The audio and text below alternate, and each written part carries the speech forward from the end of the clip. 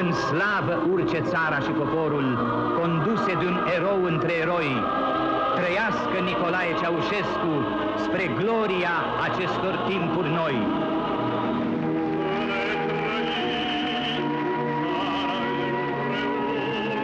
Il fut le plus adulé de tous les dirigeants communistes européens. Il voulut tenir tête à l'Union soviétique. Il se fit appeler le géant des Carpates. Il institua dans son pays la plus sombre des terreurs. Il fit table rase du passé, de sa capitale, de son peuple même. Il crut que l'histoire commençait avec lui. Sa folie lui coûta la vie, sans qu'il eût rien compris de la révolte des siens. Aceste mare manifestări populare din București, considerând aceasta ca o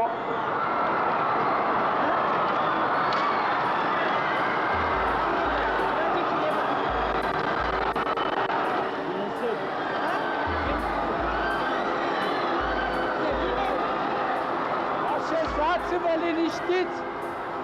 Alo! À la télévision centrale roumaine, c'est la panique. Nul ne sait que faire. Ceausescu saura-t-il se reprendre? Am hotărât în această dimineață ca începând de la 1 ianuarie să majorăm în cursul anului viitor retribuția minimă de la 2000 la 2200 lei. Acest meeting a fost fatal. Ce meeting lui a été fatal. Adică nemulțumirea care Le mécontentement s-a acumulat timp de ani și ani de qui zile s'était accumulé pendant des s-a années transformat s'est transformé din en nemulțumire un ouragan și din revoltă într-un qui a tout care balayé, a măturat tot y compris Ceausescu. pe Ceaușescu.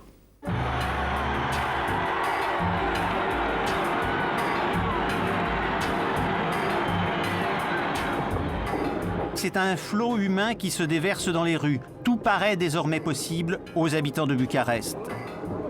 Les massacres de la nuit ne sauraient les arrêter.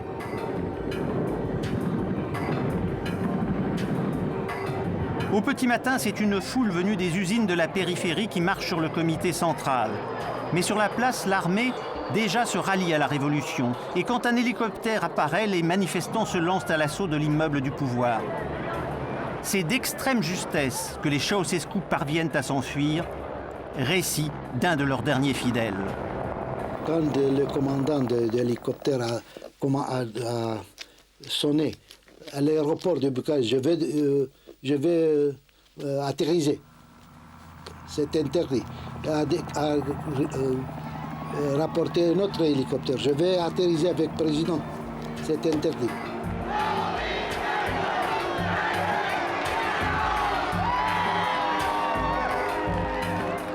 Et ils l'ont laissé dans un hélicoptère, deux vieilles gens avec aucune force, avec aucun pouvoir.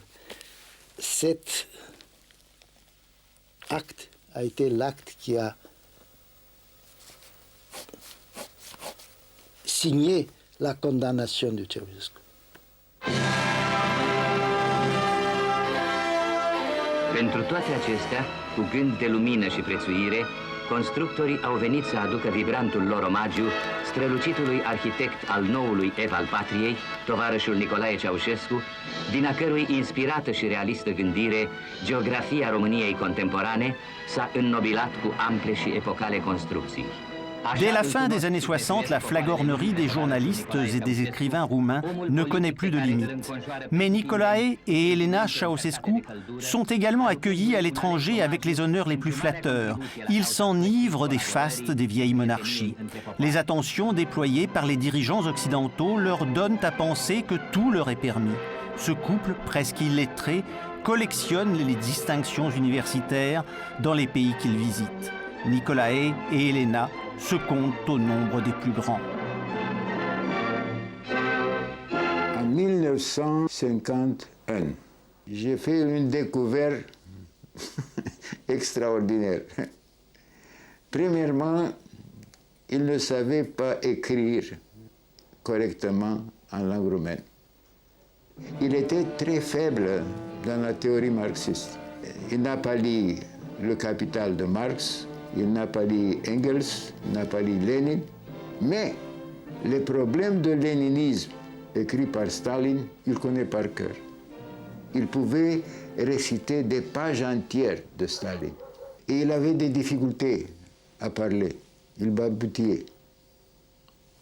Et ça lui a donné un complexe d'infériorité qu'il a réussi finalement à battre.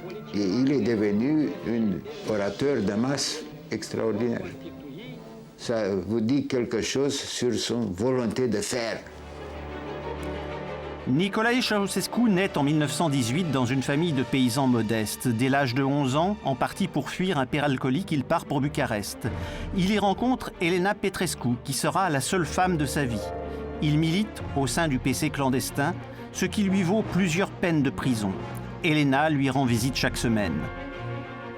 Il devient en détention pendant la guerre le chien de garde le plus fidèle de Gheorghiu Dej, futur dirigeant de la Roumanie communiste. Après l'entrée des troupes soviétiques à Bucarest, il épouse Elena. En 1947, les communistes s'emparent du pouvoir. Dej est tout-puissant.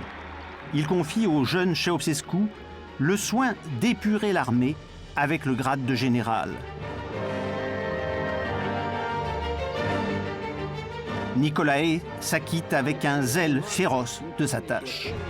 Pendant Gheorghiu Dej, il y avait en Roumanie des goulags.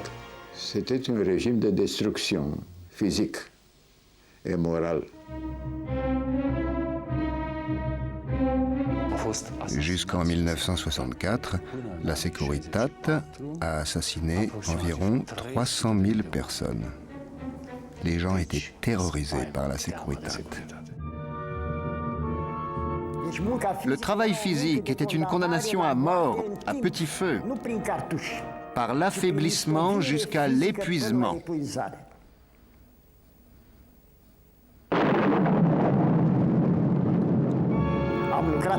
J'ai travaillé. J'ai creusé le canal du Danube à la mer Noire. Des jours, des mois et des années durant, avec ma pioche en hiver, dans la terre gelée.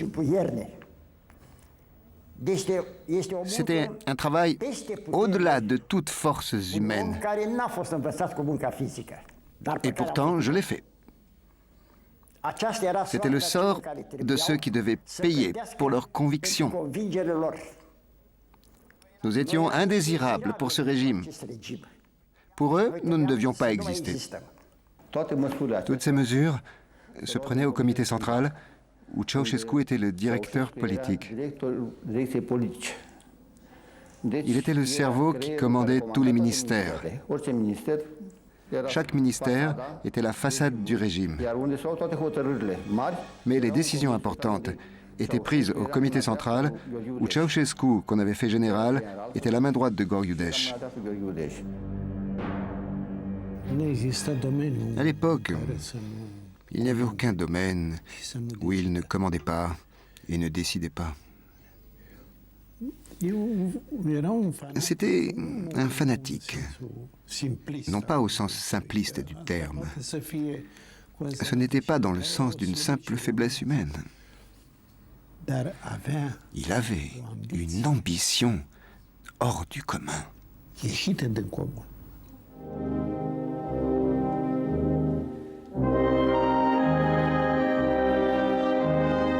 Gheorghiu Dej est emporté par un cancer. En 1958, il a obtenu le départ des troupes soviétiques de Roumanie. Avant de mourir, il accuse devant ses proches les Russes d'avoir provoqué sa mort en le soumettant à des irradiations.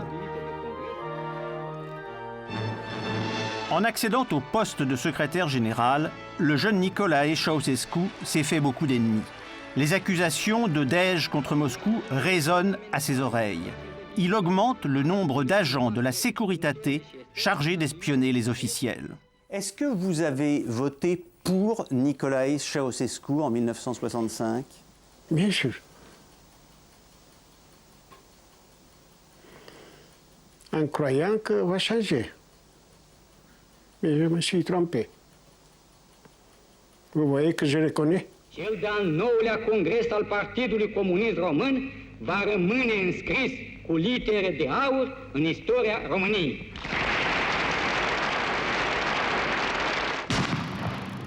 Il restait dans son intérieur très rigide, même fanatique. C'était une personnalité extrêmement intéressante de ce point de vue. Quand des raisons politiques dictaient flexibilité, il calculait très bien ses mouvements. Il était un grand calculateur politique. De Gheorghiu Dej, il a retenu que le nationalisme était un atout maître en Roumanie. Il fait libérer des intellectuels qui, du coup, l'encensent. L'adulation dont il est l'objet lui apparaît simplement comme une reconnaissance justifiée de ses mérites. Moi, personnellement, mis à la porte de l'université en 1959 pour attitude anti-soviétique, je fus réhabilité en septembre 1965. J'avais toutes les raisons pour croire que ce type est quelqu'un de bien et c'est un type qui va mener la formule socialiste du pays dans un sens national.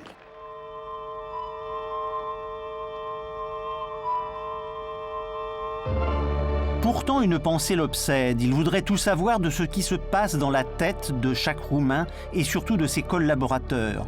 Les domiciles de ces derniers sont mis sur écoute et Elena se délecte à entendre les enregistrements réalisés dans les chambres à coucher. Sous Ceausescu, il y avait beaucoup moins d'assassinats. Mais la Securitate a entretenu sa légende, son mystère. On avait l'impression qu'elle était partout. La Securitate roumaine n'avait pas des milliers d'officiers comme en Allemagne. Non, mais elle était plus efficace et cultivait le mythe de sa toute-puissance, de son ubiquité.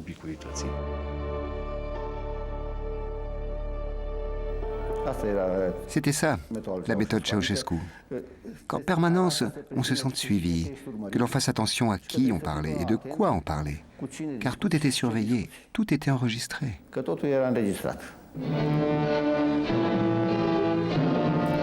Déjà, Nicolae Ceausescu accumule les titres. Il vient d'être élu président de la République. Il brandit le sceptre des anciens souverains. Il est premier secrétaire du parti. Mais il sera également commandant en chef des armées, président du Conseil supérieur du développement économique et social, président du Conseil des ouvriers, président du Front de la démocratie et de l'unité socialiste. Tout cela mérite bien quelques congratulations. En politique interne, il était un dictateur tyran, mais en politique extérieure, il avait de génie.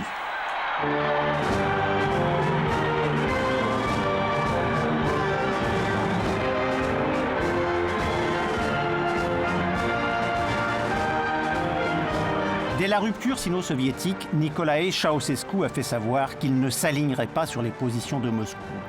Au contraire, il conclut un accord commercial avec Pékin.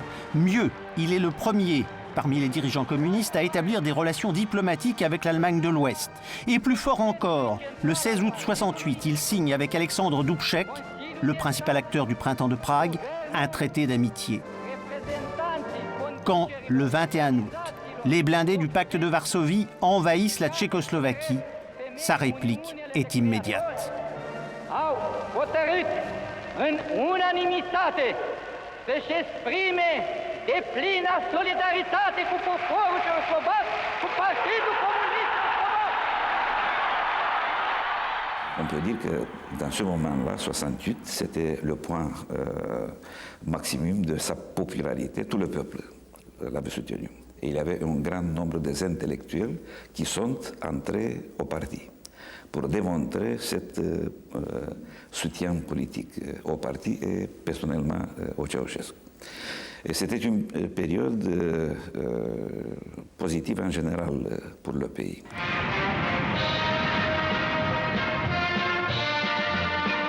Dès lors, Nicolae Ceausescu n'est plus seulement un héros national. Il est devenu l'une des étoiles de la scène mondiale. Il voyage partout. Les grands se pressent à Bucarest, où Richard Nixon fait en 1969 une visite historique.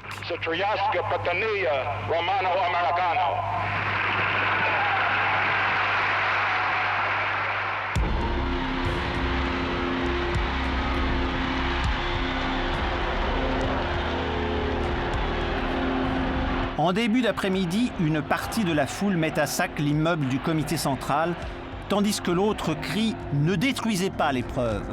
À ce moment, le pouvoir est à prendre. Il ira à ceux qui s'y sont le mieux préparés. Vinovatul principal este Ceausescu. Acest om fără inimă, fără suflet, fără creier, fără rațiune.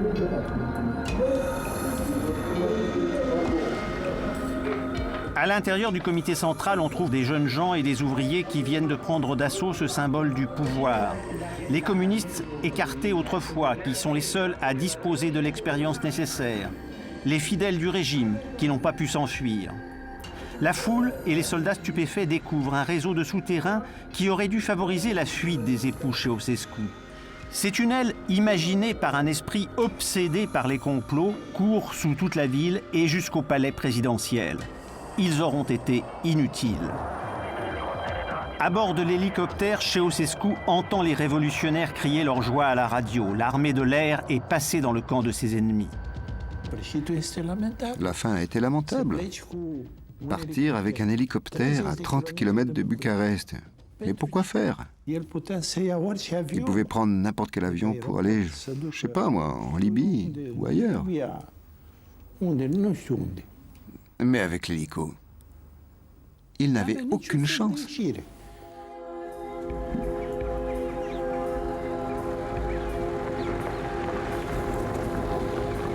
Le couple présidentiel est abandonné par le pilote de l'hélicoptère au bord d'une route. Leurs gardes du corps en sont réduits à s'emparer d'une voiture. C'était le moment où le couple qui dominait la Roumanie, le couple qui se croyait immortel, a eu la conscience de sa solitude. «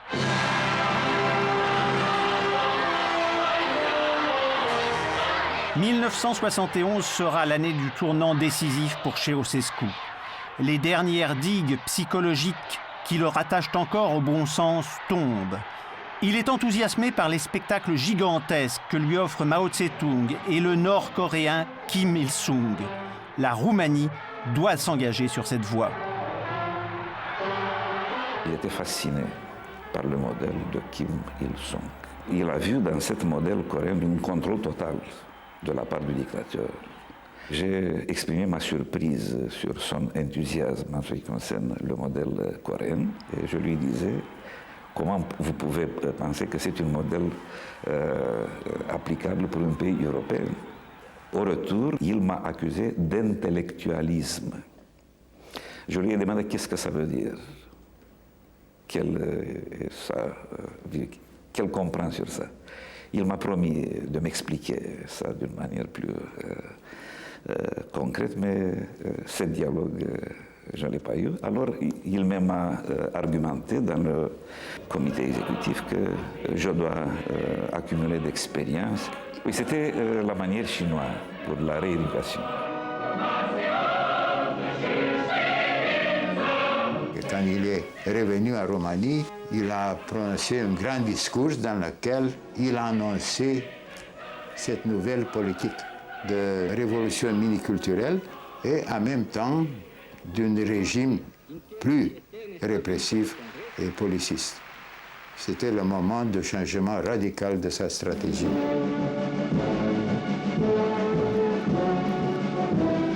Ceausescu veut faire aussi bien et mieux que les Chinois et les Coréens du Nord. Il ne lui suffit pas de mettre en scène ses forces armées ou des foules immenses. Il faut encore que ces manifestations exaltent l'histoire de la Roumanie, dont il se veut l'ultime incarnation.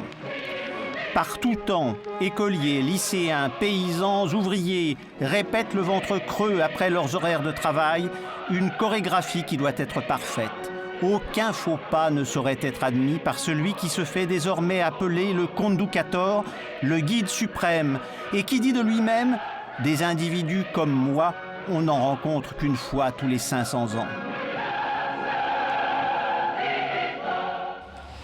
Si je vous dis que vous êtes un homme très jeune, vous êtes de 20 années, et toutes les personnes vous disent « Vous êtes très jeune, vous avez 20 années ». 10 années, on dit, toujours. Après, oui, je suis très jeune.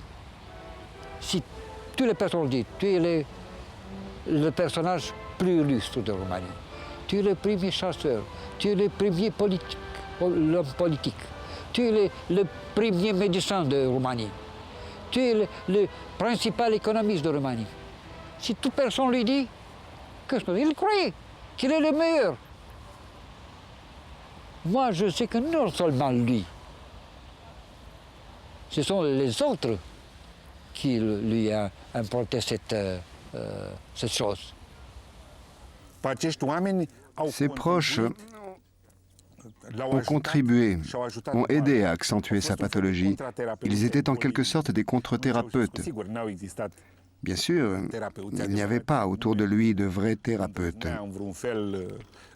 Personne n'osait parler des maladies de Ceausescu. À mon avis, ces gens-là ont contribué à l'évolution de sa paranoïa. Paranoïaque, tel est donc le diagnostic. Le paranoïaque est un malade qui construit un univers mégalomaniaque, destiné à masquer sa fragilité. Dans un premier temps, nous disent les psychiatres, le paranoïaque est assez bien toléré par la société. Ensuite, c'est tout autre chose. Pentru toate acestea, poporul îl poartă cu venerație în inimile sale ca pe marele, clarvăzătorul erou al României. On a commencé à ne parler que de lui, on a commencé d'en mettre même les dirigeants du Parti communiste, c'est-à-dire l'histoire du communisme roumain même. On a commencé à éclipser tout ce qui se passait auparavant. Prince, voïvode, il n'était pas mentionné du tout. Et il a commencé à être considéré le résultat mirifique d'une histoire qui commençait avec les Daces et les Romains. Elena accompagne partout son mari, la camarade, académicienne, docteur, ingénieure, comme il faut la nommer, entre au Politburo en 1973 et devient vice-premier ministre en 1980. Et pas à pas, à chaque congrès, il l'a forcé jusqu'à l'installation d'une dictature personnelle bicéphale. Parce que le malheur, c'était qu'il était aussi bicéphale et que l'influence de sa femme était très mal. Sèche, sans aucune grâce, elle ne tolère pas qu'une femme plus jolie figure à côté d'elle sur une photo. Elle ne cache même pas à l'occasion un peu de mépris pour son mari et fait régner la terreur dans l'entourage du parti et du gouvernement.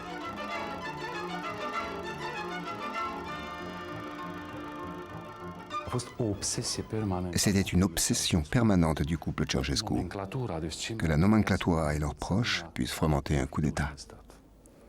Le microphone, il y avait partout, dans tous mes bureaux où je travaillais et dans la maison aussi. Le système de la sécurité était très fort organisé, c'est pour ça qu'il a réussi. Beaucoup cédaient à cette pression formidable, terrible, exercée par les officiers de la Securitate. Il y en a très peu qui ont résisté, qui ont refusé. À chaque mouvement, de faire une petite critique, il décidait de fonctionner à n'importe qui. Il l'envoyait ambassadeur quelque part en Amérique du Sud ou en Afrique.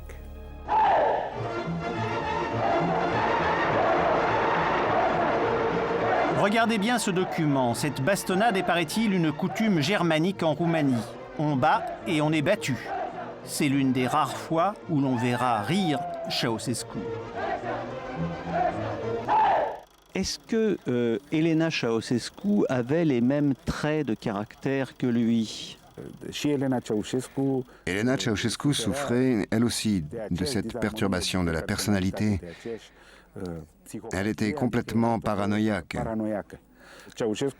La paranoïa de Ceausescu était plus positive. Il blaguait même, il était toujours en action. Tandis qu'Elena avait un tempérament sombre, dépressif. Elle était très soupçonneuse, chose qu'elle a peu à peu transmise à son mari. Dans les années 50, Elena essaye d'entrer comme secrétaire au ministère des Affaires étrangères, mais elle est vite licenciée pour incompétence. Elle se met en tête alors de devenir chimiste, suit des cours du soir, ne passe ses examens que sur intervention politique à la 3e tentative. Rapidement, elle est nommée ensuite directeur de l'Institut de chimie de Bucarest. Elle publie, dès lors, livre sur livre. Non, elle n'a pas écrit aucun livre. Elle n'était pas capable d'écrire un livre ou un article. On dit que vous avez aidé à donner des diplômes à Elena Ceausescu. Je ne savais rien. Je n'étais pas du tout mêlé dans toutes ces affaires. Tout était fait par la propagande du comité central. Elena Ceausescu, un nume ce-l rostește cu stimă întreaga lume, cu îndreptățit temei. O inimă ce bate în toate românește, slujind statornic țara prin fapte și idei. Au cours des déplacements à l'étranger, l'obsession des diplomates roumains est de trouver une université pour décerner un diplôme à Elena, sans cesse avide d'honneur. Même le président américain Carter est mis à contribution. This is the 4th visit of President Ceausescu with his wife Elena to the United States.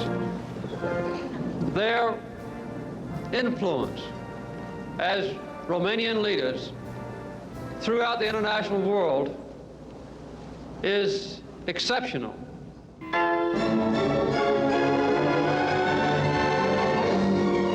Mais Elena veut toujours plus de pouvoir. Elle devient ministre de la Science et de la Culture. Son premier geste consiste à réduire de moitié la subvention du Théâtre national. Le directeur de cette institution parvient à rencontrer Nicolae.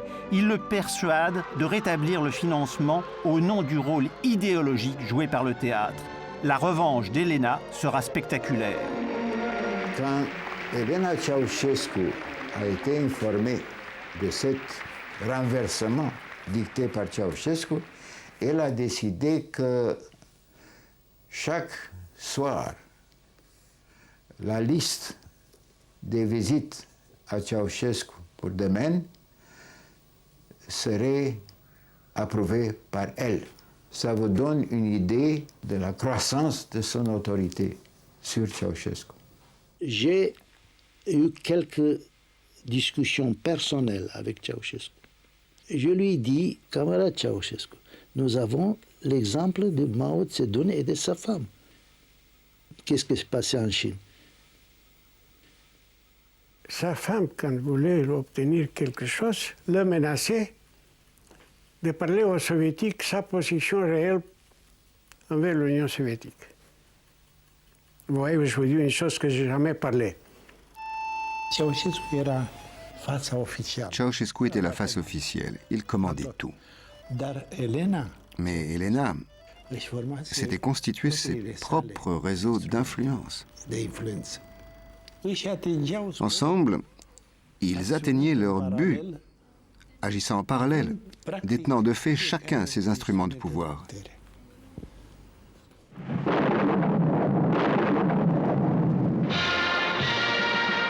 Rien ne saurait être trop grand pour la Roumanie et son chef. Ceausescu ne rêve que de complexes économiques géants.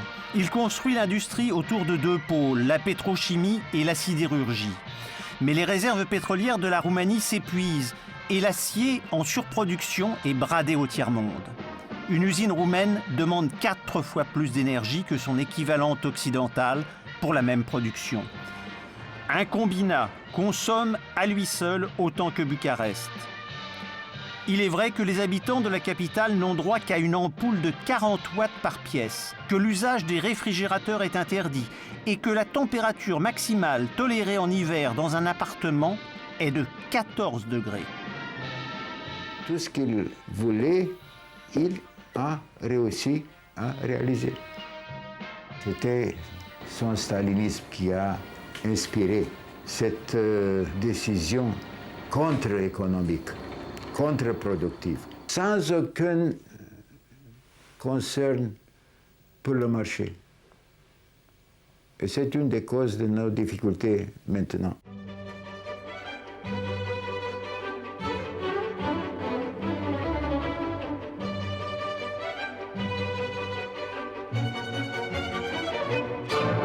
La Roumanie dispose de riches terres agricoles, mais la collectivisation, là comme ailleurs, a fait baisser les rendements. Pour la première fois, en 1981, le pain est rationné. Le couple présidentiel décrète que les Roumains mangent trop. Ceausescu établit un menu idéal. Il préférait exporter tout ce qu'on pouvait, laissant le peuple roumain sans pour s'affamer.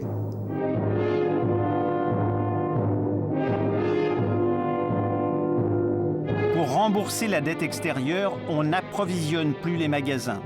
À Brasov, chaque habitant a droit à 7 grammes de farine, 29 grammes de sucre, 23 grammes de viande de porc par jour, quand on les trouve dans les boutiques. Les Roumains ont faim. Dernière trouvaille délirante, la construction de 6 cantines collectives géantes capables de servir chacune 80 000 repas par jour. Elles n'entreront jamais en fonctionnement. Ces recrues qu'on ne nourrit pas servent de main-d'œuvre gratuite. Les lycéens et les étudiants doivent consacrer une grande partie de leurs vacances à des travaux d'intérêt collectif. Ils tombent souvent d'épuisement. Il n'a jamais compris ce qui arrivait aux autres. D'ailleurs, il n'a jamais visité d'hôpital. En 25 ans de pouvoir, il n'a jamais visité le moindre dispensaire. Il a fait une tentative à l'occasion du tremblement de terre de 1977, mais il a quitté très vite les lieux qu'il visitait.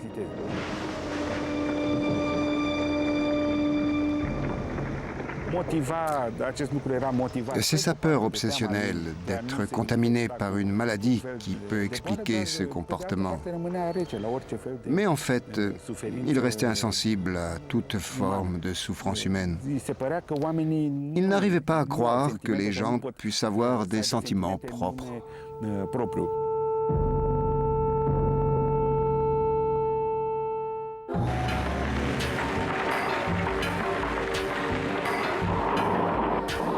Dans l'après-midi, alors que les combats se poursuivent à Bucarest, Nicolae et Elena Ceausescu arrivent à Târgoviște.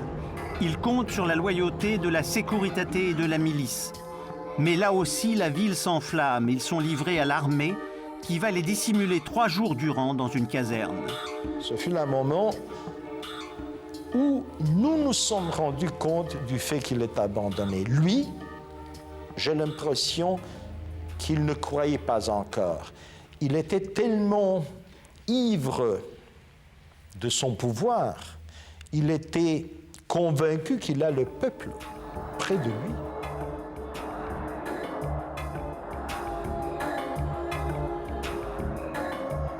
Il était condamné de toute façon par l'histoire. Ce fut le moment qui a sauvé, disons, la Révolution.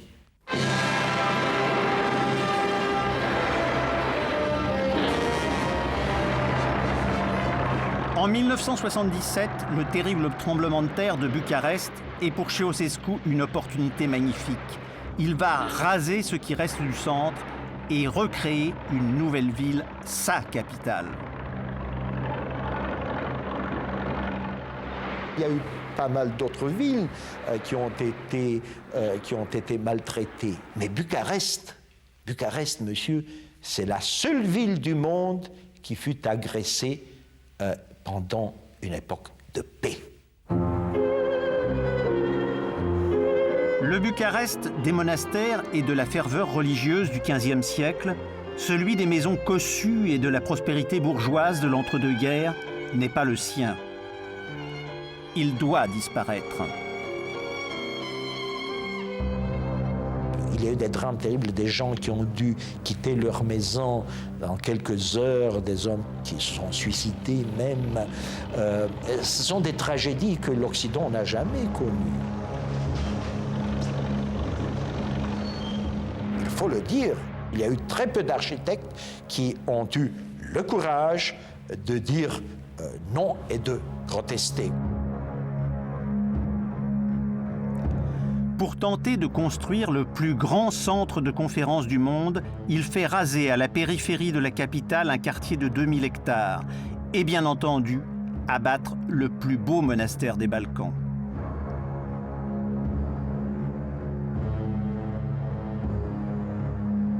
Le monde commence à s'émouvoir de cette folie destructrice. Des intellectuels, l'UNESCO s'alarment, c'est trop tard. Pourtant, le palais des congrès ne sera jamais édifié. Ses fondations se sont enfoncées dans les marais. Il paraît qu'il a arrêté les travaux de démolition qui ont été repris quelques jours plus tard sur l'ordre d'Elena Ceausescu. Ici, j'ai des preuves que c'est elle qui a eu un rôle absolument néfaste.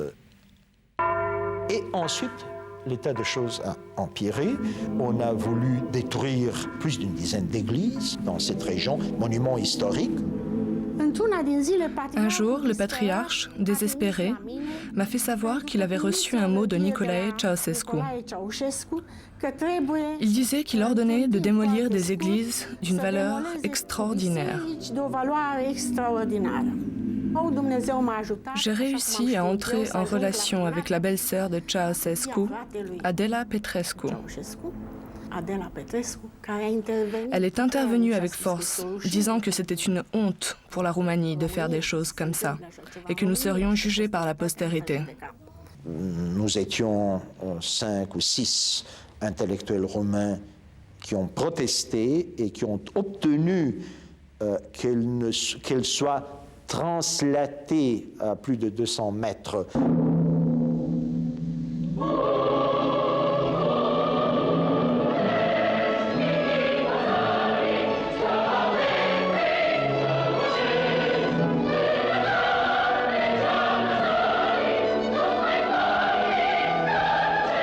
L'église a bien été déplacée, non pas détruite, mais Ceausescu tient sa revanche. Il l'a dissimulée aux yeux de tous ou presque. Des tours d'habitation la cachent aux visiteurs distraits.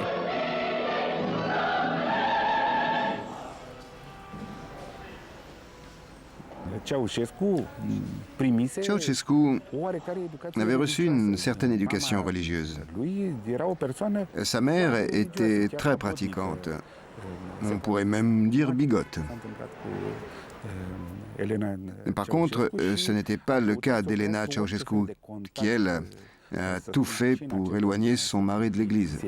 D'après leur attitude envers la religion, je crois bien qu'ils voulaient ôter toute mémoire.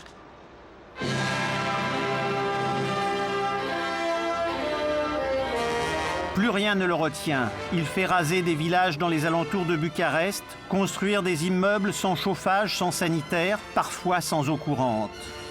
Un geste et un quartier disparaît. Un geste et un autre naît.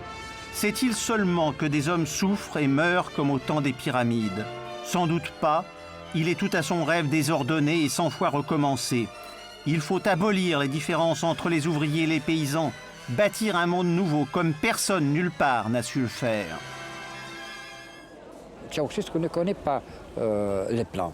Il ne peut pas faire une remarque sur un plan. Alors, on lui dit avec les mains, on lui propose, et on doit faire des maquettes. Des maquettes, mais même les maquettes ne sont pas suffisantes. On traçait des courbes d'après ces gestes. C'était des histoires qui peuvent arriver peut-être dans le monde persan, dans le monde turc d'auparavant, le chah ou le sultan qui viennent et font des signes et qui sont respectés par les autres.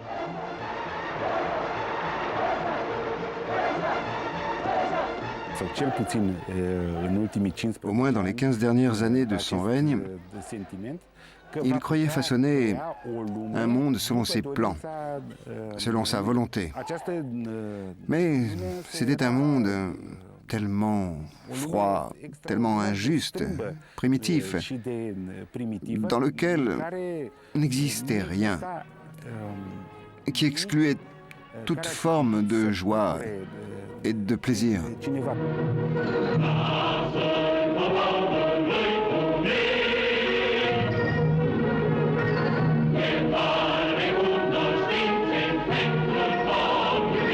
Il a visité les palais des autres dirigeants communistes. Il est impressionné du palais de Kim Il-sung de Corée. Quand il est venu de cette visite, il nous a dit qu'il veut faire un nouveau palais qui représente la suprématie du communisme auprès de la démocratie occidentale. On fait un concours d'architecture avec un thème très étroit, 10 000 mètres carrés. Deux architectes ont fait un projet qui est 10 fois plus grand que le projet initial. Ils ont gagné. Parce que Ceausescu ne peut dire, lui, moi je veux un grand palais. Ce sont les architectes et les autres dirigeants qui ont dit, pour toi, qui est le premier personnage de Roumanie, un palais plus grand. Alors s'érige le plus grand palais du monde. Comme à la tour de Babel, Nicolae Ceausescu y rajoute des étages, y mélange les styles.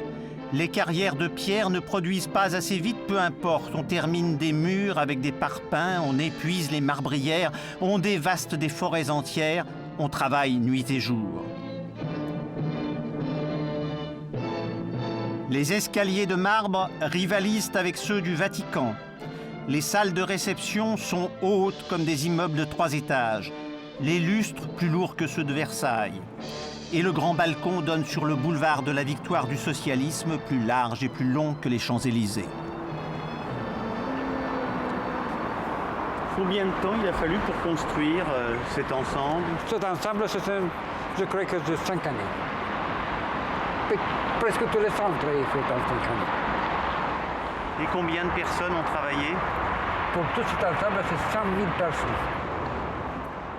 Combien ça a coûté? Il n'y a pas de prix. Si on doit travailler, on doit le faire. Le coût ne compte pas. Au geste à la limite.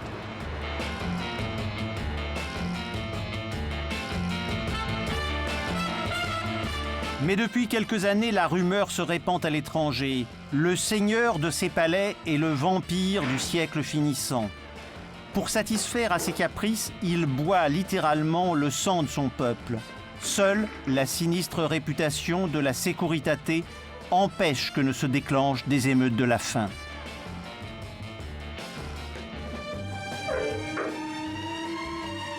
Son pays est trop petit pour lui. Il oblige ses sujets à faire des enfants, souvent abandonnés dans des orphelinats qui sont des mouroirs. Il interdit la contraception. Et les 25 palais de province, construits pour lui, restent vides. Par exemple, le palais présidentiel de Cotroceni. 2 fois, il restait 1 heure. 2 fois. Palais de Sinaia, nul. Peut-être 2 minutes, 3 minutes qu'il a visité, seulement. Toujours, il restait à Bucarest, dans sa maison, ou à Snagov, ou avait une autre maison plus petite, non palais. C'est une maison qui se rassemble à sa maison natale, une maison de paysan. Il était un paysan, toujours. Il a vécu comme un paysan et a mouru comme un paysan. Seules 2 vaches ont été sélectionnées pour fournir du lait au couple présidentiel. Ceausescu s'alimente peu, il est obsédé par la peur des microbes, il est essentiellement végétarien. Tout ce qu'il mange est d'abord goûté, puis un petit morceau est envoyé au laboratoire central pour analyse. À l'étranger, il emmène sa nourriture, mais aussi sa propre literie, au cas où une poudre aurait été répandue dans ses draps. Au fond, il n'a qu'une distraction, c'est la chasse. Il est le meilleur et le plus grand chasseur de Roumanie, qui pourrait en douter? Les ours sont nourris à la viande fraîche qui manque si cruellement à l'alimentation des humains. Tout comme les sangliers, ils sont assommés de somnifères peu avant l'arrivée du grand homme. Les tableaux de chasse sont brillants, mais ne trompent que leur auteur.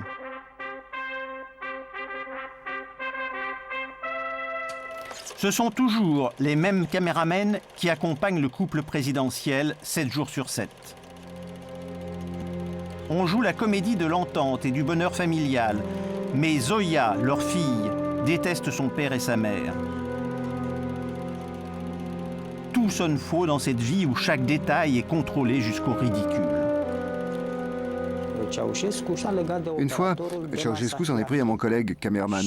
« Pourquoi tu m'as coupé au genou? On voit plus mes jambes. » Un camarade président, j'ai fait ce qu'on appelle techniquement un plan américain. Ah non, non, non, moi je veux que des plans roumains, parce qu'on en a marre des Américains. Dans un jour, je suis à son palais de Snagov. Il m'a interrogé dans un jardin avec des prunières.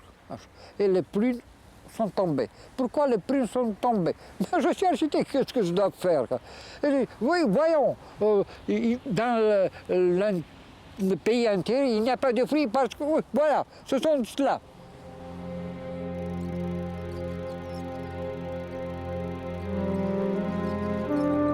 Ces dernières années, Ceausescu est de plus en plus seul.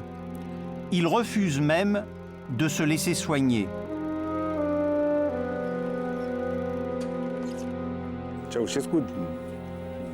La plus grave des maladies de Ceausescu, c'était son diabète. N'importe quel médecin vous dira que si on ne soigne pas cette maladie, cela peut conduire à une forte baisse des facultés mentales. Et cela joue sur la capacité de jugement et de décision. Il avait aussi un début précoce de vieillesse psychologique.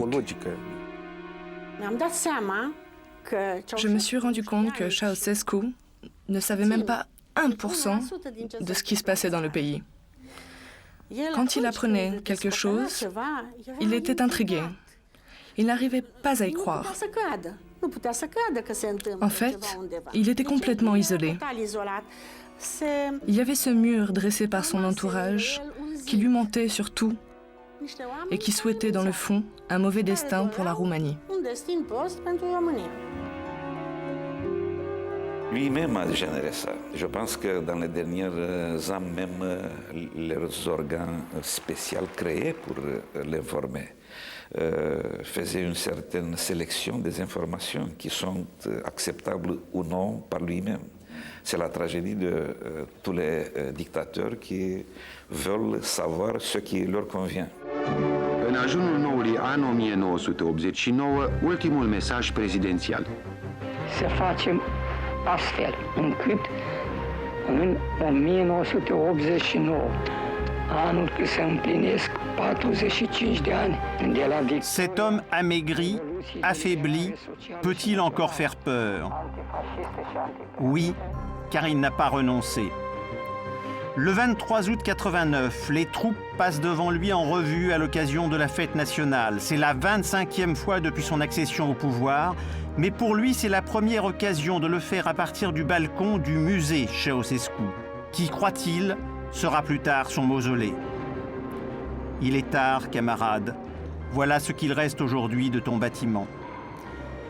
Au 14e congrès du Parti communiste roumain, alors que le mur de Berlin est déjà tombé, il défie une dernière fois Gorbatchev et l'Occident. Les délégués applaudissent comme des automates. Ils sont déjà morts, l'histoire va se passer d'eux.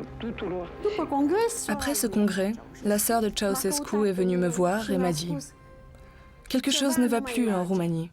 Je pense que c'est fini. Je n'oublierai jamais ces paroles. Et elle a conclu.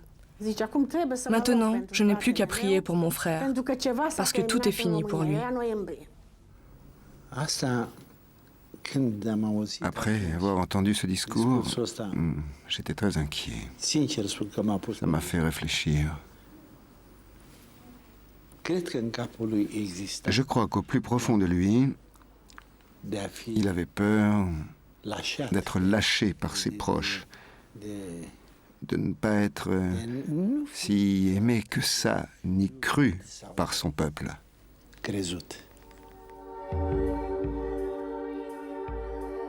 Le tribunal est arrivé de Bucarest. L'avocat de la défense était dans le même hélicoptère que les juges et le procureur. Le public est constitué par quelques-uns des nouveaux maîtres du pays.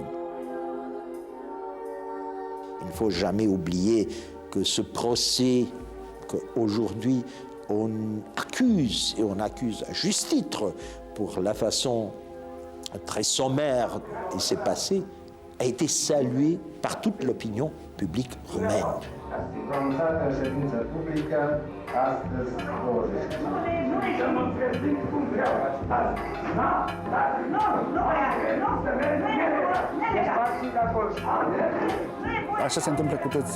C'est le destin de tous les grands paranoïaques. Ils meurent sans comprendre ce qui leur arrive. En quoi ils ont eu tort? Il y a comme une fatalité à persévérer dans ses erreurs, dans ses fautes, jusqu'au dernier instant.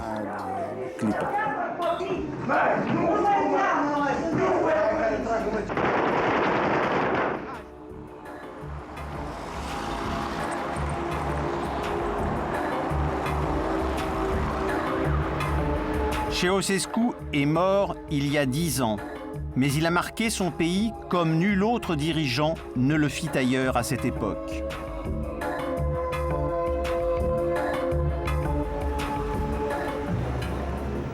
La sécurité est le problème inachevé de la révolution roumaine. Jamais on n'a fait une enquête pour leur activité monstrueuse, répressive, criminelle. Jamais on a fait un procès juridique sur la sécurité. Jamais. Vous ne pensez pas qu'on peut en parler maintenant? Ce n'est pas encore le moment de parler de ça. Est-ce que vous pensez qu'il faut pardonner à Ceausescu ce qu'il a fait? C'est l'histoire qui jugera. Personnellement, je ne peux pas vous répondre maintenant.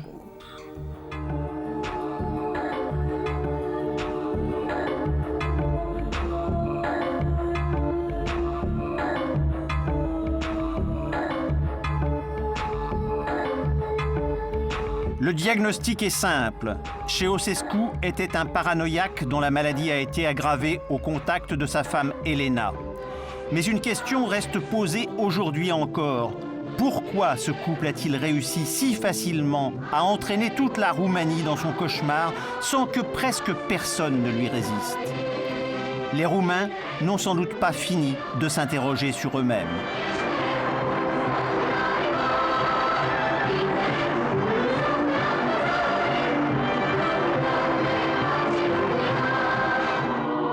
În slavă urce țara și poporul, conduse de un erou între eroi.